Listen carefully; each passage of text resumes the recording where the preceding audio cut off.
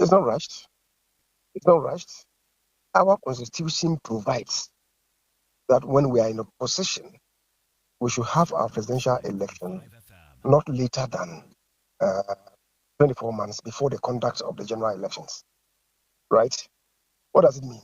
It means that soon after the swearing in of a new government, if we go into opposition, so maybe February this year, we could initiate steps to elect our new presidential candidate.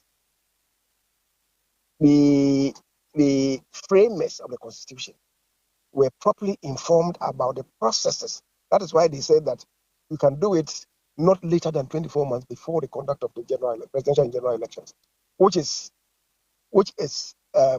December 2026, December 7th, 2026. So they say that any time from now, from February, or from the swearing in of a new president, anytime from then on to December 7th, you can have it. So if you're having it within that time frame provided for by the Constitution, who's talking about a rush? Or are you saying that the framers of the Constitution, of the party's Constitution, they don't have the proper rationalization of the situation before they wrote those clauses into our Constitution? Is that the case? It cannot be. Secondly, you see, in 1992, when we first had our election to elect our presidential candidate, and went into the election and didn't win. That was the 1992 general elections. We then the investigations and so on and so forth. So we waited until